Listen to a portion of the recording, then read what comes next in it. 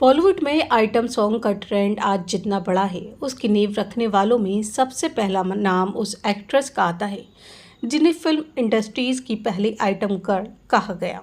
Glamour और dance के दम पर उन्होंने हिंदी सिनेमा में अपनी अलग जगह बनाई। कहा जाता है कि वह सिर्फ कैमरे पर ही नहीं, असल जिंदगी में भी रॉयल लाइफ स्टाइल जीती थी। उनके पास लग्जरी कारें थी और वह अपने कुत्तों को भी उन्हीं कारों में घुमाने ले जाती थी। बॉलीवुड की मशहूर डांसर हेलन भी उन्हें अपना गुरु मानती थी, लेकिन शोहरत और दौलत के इस दौर के बाद हालात ऐसे बने कि उनके पास खाने के लाले पड़ गए। कभी फिल्मों में जलवे बिखेरने वाली इस स्टार का अंत बेहद गुमनाम और दुखद रहा। यह हसीना और कोई नहीं बल्कि कुक्कू मोरे हैं। कुक्कू मोरे को 40 से 50 के दशक में रबर गर्ल कहा जाता था, क्योंकि उनके डांस में ऐसी लचक और फुर्ती थी कि लोग हैरान रह जाते थे। कैबरे डांस को उन्होंने बॉलीवुड में पहचान दिलाई। उन्होंने अपनी जवानी को आलीशान तरह से काटा, लेकिन जीवन के आखिरी दिनों में 2 वक्त की रोटी और पाई पाई के लिए मोहताज हो गई। कुक्कू मोरे का जन्म एंग्लो इंडियन परिवार में 1928 में हुआ था। 1946 में आई फिल्म अरब का सितारा से हिंदी सिनेमा में कदम रखा, जिसको नानू भाई पटेल ने निर्देशित किया था। उनके डांस के कारण 40 से 50 के दशक में हर फिल्म मेकर की पहली पसंद रही। 2 साल बाद फिल्म अनोखी अदा में दिखाई दी। रंगीन फिल्मों का दौर आया तो उनकी पॉपुलैरिटी बढ़ गई और वह लगभग हर फिल्म का हिस्सा होने लगी। कुक्कू मोरे अपने दौर की वो हसीना रही जिनके लिए कहा जाता है कि उन्होंने भरी जवानी आलीशान तरीके से काटी।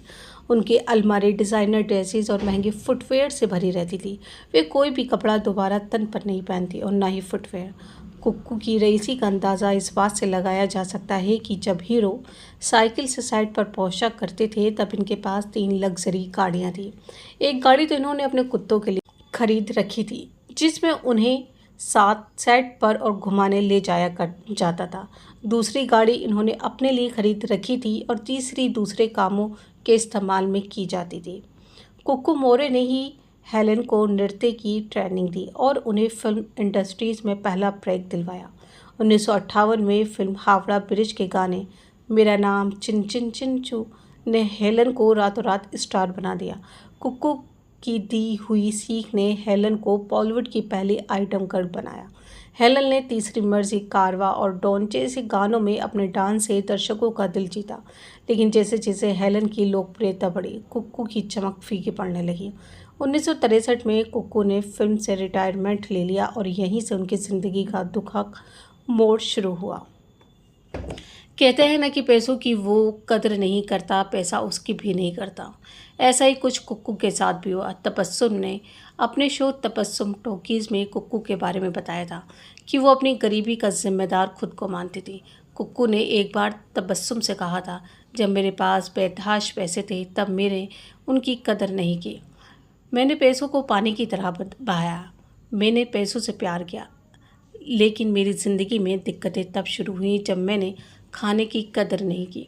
उन्होंने बताया कि कुक्कू बड़े बड़े 5 स्टार होटलों से खाना मंगवाती थी, दोस्तों को खिलाती थी, खुद भी खाती थी। जो बच जाता था उसे फेंक दिया करती थी। ऊपर वाले को उनकी ये बेतरतीबी पसंद नहीं आई और फिर वो दिन भी आया जब वह एक एक दाने को मोहताज हो गई। कभी शान से नौकरों से घिरी रहने वाली कुक्कू खुद अपने घर के सारे काम करती थी। तबस्सुम ने बताया था कि कुक्कू गरीबी में खाने की तलाश में सड़कों पर निकला करती थी। पैसे नहीं होते थे तो कोई सामान नहीं देता था। एक समय ऐसा आया था जब वो सब्ज़ी की दुकान के बाहर खड़ी इंतज़ार करती थी। जैसे ही सब्ज़ी वाला सब्ज़ी धोकर सड़ी हुई सब्जियां फेंकता था तो कुक्कू उन्हें ही उठाकर घर ले आती थी। उन्हीं सब्जियों को पकाती और खाती थी। गरीबी के दिन ऐसे आए कि घर का किराया देने के लिए पैसे नहीं बचे। सड़कों पर ही सोती और भीख में जो मिलता उससे गुजारा करती। जब कुछ नहीं होता तो सड़कों से खाना उठाकर खाती थी।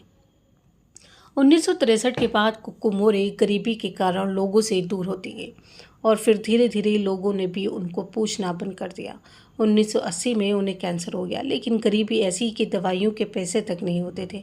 1981 में कुक्कू को टाटा मेमोरियल हॉस्पिटल में भर्ती कराया गया, जहां इलाज के दौरान उन्हें 30 सितंबर को दम तोड़ दिया।